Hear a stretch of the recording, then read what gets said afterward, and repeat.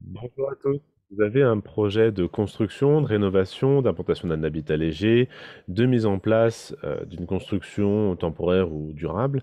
Bref, vous avez un projet constructif sur une parcelle en particulier, que vous en soyez déjà propriétaire ou que vous en envisagez l'achat.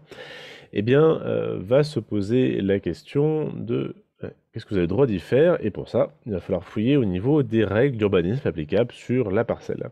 Mais où les trouver? Ben justement, c'est le sujet de cette vidéo. On va voir, voilà, très simplement, c'est quoi les différentes façons pour trouver les règles en question. Et alors, bon, première chose, c'est concernant la parcelle ou les parcelles qui vous intéressent, eh bien, il faudrait être au clair sur leur délimitation et où est-ce qu'elles sont implantées sur le territoire et plus précisément au niveau du plan du cadastre. Alors, pour savoir ceci, bon, la première des réponses, ça serait d'aller sur le site officiel du cadastre, hein, cadastre.gouv.fr, où on va pouvoir rentrer une adresse postale et ça va nous proposer des cartes qu'on va pouvoir consulter. Donc, un site, effectivement, ressources. Cela dit, je trouve plus pratique un autre site, Géoportail. Donc, comme tous les sites que je mentionne, vous trouverez les liens dans le descriptif sous la vidéo. Donc un site de cartographie, on trouve de nombreuses couches cartographiques et l'une d'entre elles, c'est celle qu'ils ont appelée donc parcelle cadastrale. Ça fait partie des principaux fonds de cartes disponibles. Et donc en cliquant dessus, ça l'affiche et on trouve le plan du cadastre. Donc ça va permettre de voir la délimitation des parcelles, leur numérotation également, et aussi les sections cadastrales. Parce qu'il faut savoir que toutes les communes sont subdivisées en sections cadastrales, qui portent chacune deux lettres, par exemple OY, et dans chacune des sections cadastrales, après, toutes les parcelles sont numérotées. On va trouver par exemple la parcelle OY32. Voilà. Alors, on parle d'urbanisme, ce qu'il va falloir tout de suite distinguer, ça c'est une distinction vraiment fondamentale, c'est le type de commune dans laquelle vous vous trouvez. Est-ce que vous êtes sur une commune qui n'a pas de document local d'urbanisme? Est-ce que vous êtes sur une commune qui dispose d'une carte communale ou une commune qui dispose d'un plan local d'urbanisme? Alors, si le plan local d'urbanisme est communal à l'échelle de la commune, on parle simplement de PLU. S'il est intercommunal, c'est-à-dire à l'échelle de plusieurs communes, on parle de PLUI. Et enfin, c'est à l'échelle d'une métropole, on parle de PLUM pour plan local d'urbanisme métropolitain. Alors, où est-ce qu'on est rendu aujourd'hui sur la répartition entre ces documents? Bien là, on a les dernières données disponibles sur le site du Géoportail de l'urbanisme, datant du 13 août 2021. Donc, on voit qu'actuellement en France, on a 35 010 communes, sur tout ça, donc 9 867 qui n'ont pas de document local d'urbanisme, ce qui représente 25% du territoire, de la superficie du territoire national. Et puis le reste, effectivement, ont un document d'urbanisme avec les répartitions qu'on voit. Alors, le graphe qu'on voit en bas à droite nous montre que c'est essentiellement des plans locaux d'urbanisme qui couvrent les communes qui disposent d'un document local d'urbanisme, avec, enfin, vous trouvez ici tous les chiffres. Bon, en général, les communes qui n'ont pas de document local d'urbanisme, ainsi que les communes qui ont une carte communale, ce sont des petites communes rurales, hein, mais effectivement, la tendance est assez claire, de plus en plus de communes disposent d'un plan local d'urbanisme et est de plus en plus fréquent que ce plan local d'urbanisme soit intercommunal. Alors, où est-ce qu'on va trouver ces documents-là? Bon, simplement, il peut y avoir le site internet de la collectivité. C'est assez simple, c'est de plus en plus courant. Cela dit, ce n'est pas systématique qu'une collectivité ait un site internet, et même si elle a un site internet, que le document il soit présent de façon complète. Alors, on a une ressource là aussi bien utile, qui est le site Géoportail de l'urbanisme, site tenu par l'État. Alors, qui a vocation à agréger tous les documents locaux d'urbanisme en France. Il faut savoir d'ailleurs que depuis le 1er janvier 2020, dès lors qu'un document local d'urbanisme est créé ou est modifié, la collectivité a l'obligation de transmettre la nouvelle version du document sur la plateforme, ce qui fait qu'aujourd'hui c'est quand même très complet, c'est pas encore totalement exhaustif, mais ce le sera certainement dans les années à venir. Donc, on recherche une localité qui nous intéresse, et là-dessus, effectivement, si le document est bien dans la base, ce qui est généralement le cas, on va pouvoir visualiser ainsi le règlement graphique du document local d'urbanisme. Par exemple, là, sur cette commune qui dispose d'un plan local d'urbanisme. Et ça va permettre d'accéder à toutes les pièces, on voit dans l'onglet à gauche, qui composent ce document local d'urbanisme. Alors, qu'en est-il sur les communes qui n'ont pas de document d'urbanisme? Ce qui va s'appliquer, c'est une réglementation nationale, le RNU, le Règlement national d'urbanisme. Et même chose sur les communes qui disposent d'une carte communale. La différence étant que sur une carte communale, on dispose d'un règlement graphique qui va permettre de zoner deux types de zones. Les zones considérées comme urbanisées et les zones considérées comme naturelles, c'est-à-dire les zones constructibles et les zones qui sont en principe inconstructibles. Voilà. Sur la base, encore une fois, du plan cadastral. Alors, ce règlement national d'urbanisme, c'est une partie du code de l'urbanisme. Ça désigne les articles R111.1 et R111.51. Donc, précise les règles d'implantation des bâtiments, les règles d'insertion de ces bâtiments dans l'environnement, de gestion des eaux pluviales, etc. Bon, il y a tout un ensemble de règles techniques précisées. Alors, une notion qui est fondamentale dans ce RNU, c'est la notion de PAU, de partie actuellement urbanisée de la commune. Est-ce que la parcelle qui vous intéresse fait partie des PAU ou non? Bon, si la commune dispose d'une carte communale, eh bien, on va voir son règlement graphique, puisque comme je l'ai dit, ça permet de distinguer, ça permet de distinguer visuellement les parcelles qui sont en PAU et hors PAU. Et sachant que donc les parcelles qui sont en PAU sont en principe constructibles, et par contre les parcelles qui sont hors PAU sont en principe inconstructibles. Par contre, s'il n'y a pas de document d'urbanisme, la loi ne précise pas les critères qui permettent de déterminer si une parcelle donnée fait partie des parties actuellement urbanisées de la commune. Pour ça, il va falloir se tourner vers les critères qui ont été définis par la jurisprudence des tribunaux administratifs. Alors, pour résumer, la question se pose on apprécie ça, en fait, finalement, selon plusieurs critères. Est-ce que cette parcelle se trouve proche ou loin, donc à la distance par rapport aux de constructions qui sont déjà mises en place, qui sont déjà existantes? Est-ce qu'on a beaucoup ou peu de constructions présentes dans la zone où est située la parcelle en question? Quelle est la topographie du site? Est-ce qu'il y a au nom des coupures vis-à-vis de ces constructions-là? Des coupures comme une route, comme un fleuve ou autre? Et puis enfin, est-ce que la parcelle est desservie par de la voirie privée ou publique et les réseaux, notamment réseaux d'eau et d'assainissement? C'est en fonction de tous ces critères-là que l'autorité qui est compétente localement pour délivrer les autorisations d'urbanisme apprécie selon si donc la parcelle fait partie des PAU ou non.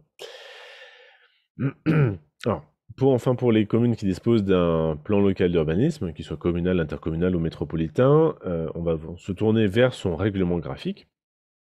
Alors, avec 4 types de zones, hein, donc les zones U pour urbaniser, AU pour urbaniser, A pour agricole, et enfin N pour naturel et forestière. Mais ce n'est pas tout, puisque la collectivité a la possibilité de définir librement des sous-types, comme on voit ici, avec N, mais aussi NF ou encore NK. Donc, première étape, hein, allez voir dans quelle zone réglementaire est située ma parcelle. Ça, c'est la première chose. Et ensuite, on va se regarder le règlement écrit du PLU pour comprendre exactement ce qu'il en est. Donc, si par exemple ma parcelle est en secteur UB, eh bien, je vais aller voir mon règlement écrit. Hop, je vais voir le sommaire. Très bien, c'est à telle page. Bon. Et donc, je vais voir les dispositions applicables au secteur UB. Alors, tout d'abord, on a toujours une partie qui est caractère du secteur UB. Ça nous explique simplement à quoi ça correspond ce zonage. Là, en l'occurrence, secteur UB, c'est les secteurs urbains périphériques du bourg. Bon, très bien. Et après, on va voir les réglementations applicables sur cette zone. Alors, quelle est cette parcelle? Les réglementations, pardon. La présentation de la réglementation est toujours faite sur la même structure. On va commencer par un article qui précise les choses interdites. Donc déjà, qu'est-ce qui est possible de faire ou non, donc qu'est-ce qui n'est pas possible de faire en termes d'usage de la parcelle, quels sont tous les types de constructions qui sont interdites sur la parcelle, et au-delà des questions de construction, quelles sont les activités qui sont interdites sur la parcelle. Ça peut, par exemple, comme les activités de camping. Autre article, le deuxième article, ça sera alors, ce qui est possible de faire, ce qui est légal de faire en termes d'usage, de construction, d'activité, mais vous voyez, soumise à des conditions particulières. Donc, oui, on peut faire ces usages, construction, activité, mais à condition que ça rentre dans tel cadre. Ensuite, on va voir les volumétries et implantation des constructions, donc sur la hauteur, quelles sont les distances maximum et minimum par rapport à la voirie publique, par rapport aux parcelles voisines, etc. Ensuite, on va avoir un article 4 qui est apporté sur l'insertion des aménagements et des constructions dans l'environnement. Parce qu'on parle de qualité urbaine, architecturale, environnementale et paysagère. La notion qu'on trouve en tout cas systématiquement, c'est prêter attention à une bonne insertion du projet dans son environnement. Et puis après, localement, on peut préciser les choses pour s'adapter aux caractéristiques locales. Exemple, si au niveau du bourg, il est d'usage que les toitures des bâtiments soient faites en ardoise, eh bien, l'article 4 peut imposer que si vous créez ou rénovez un bâtiment, il faut que vous mettiez une couverture en ardoise ou un matériau qui a l'apparence de l'ardoise, par exemple. Article 5, donc traitement environnemental et paysager des espaces non bâtis et à bord des constructions. Donc c'est au niveau des espaces qu'on ne bâtit pas. Quelles sont les règles à respecter? Par exemple, avoir des éléments qui vont permettre de pouvoir canaliser les eaux de ruissellement. Par exemple, ou encore créer l'obligation, dans certaines conditions et certaines superficies, de créer des aires de jeu. Voilà. Ensuite, on va trouver l'article qui est spécifique question du stationnement. Donc, en fonction du type de bâtiment qui est présent sur la parcelle, quel stationnement faut-il créer? Quel nombre de stationnements? Alors, on a stationnement pour les véhicules. De plus en plus courant également qu'on ait des articles sur le stationnement des vélos. Les conditions de desserte par les voies publiques ou privées, c'est-à-dire que pour que la parcelle, si ce n'est pas déjà le cas, soit desservie par de la voirie publique ou de la voirie privée, il peut y avoir donc un certain nombre de conditions qui sont précisées ici. Et enfin, conditions de desserte par les réseaux. Donc ici, c'est quelles sont les conditions pour que la parcelle puisse être desservie, si ce n'est encore une fois pas déjà le cas, par les réseaux d'assainissement, les réseaux d'électricité ou encore les réseaux d'eau ou les réseaux de télécommunications. Un document qui peut être bien utile justement dans ce type de démarche, c'est le certificat d'urbanisme. On demande via le formulaire 13410-05.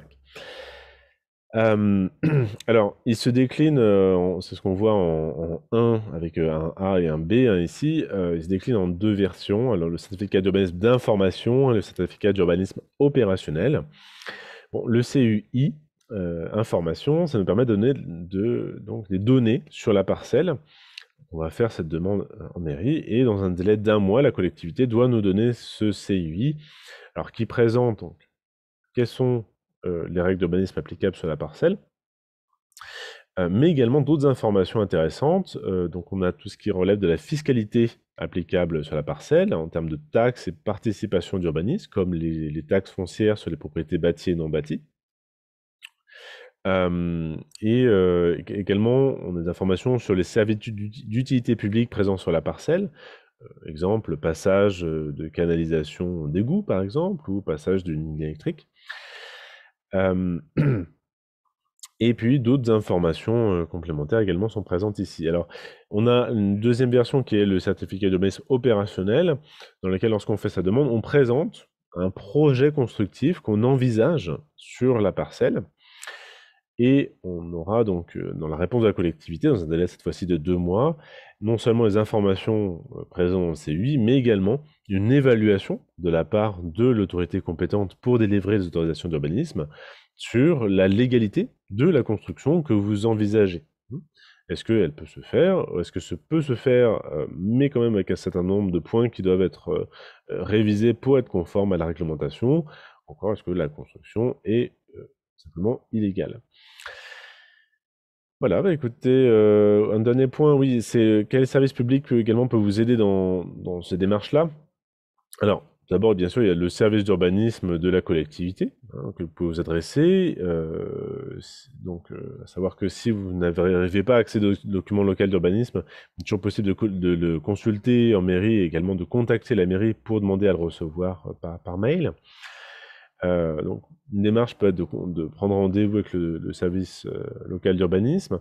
Il est également possible de prendre rendez-vous avec le CAUE, présent dans votre département. Donc le CAUE, c'est le Conseil d'architecture, d'urbanisme et d'environnement, un service public qui, pour les particuliers, a vocation à vous accompagner gratuitement sur la conception architecturale d'un projet.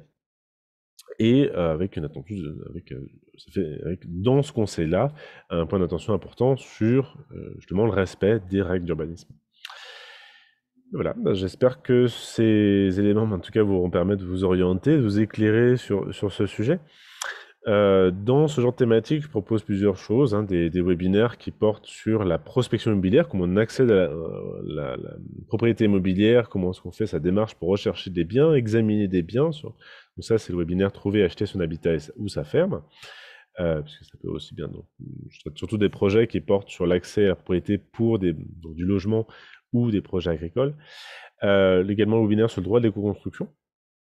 Qu'est-ce qu'on a le droit de faire ou ne pas faire? Quelles sont les autorisations d'urbanisme? Aller plus loin dans la compréhension du droit de l'urbanisme, les normes techniques en construction, les différents dispositifs qui peuvent être liés à l'autonomie, comme le photovoltaïque ou la phytoépuration, ainsi de suite. Je propose aussi du conseil pour les porteurs de projets de jardins d'habitat ou de ferme, et enfin des ouvrages de droit agricole et droit immobilier. Les liens, évidemment, vers tout ça sont en lien sous la vidéo. Bon, écoutez, c'est tout pour cette fois-ci. Je vous dis à très bientôt.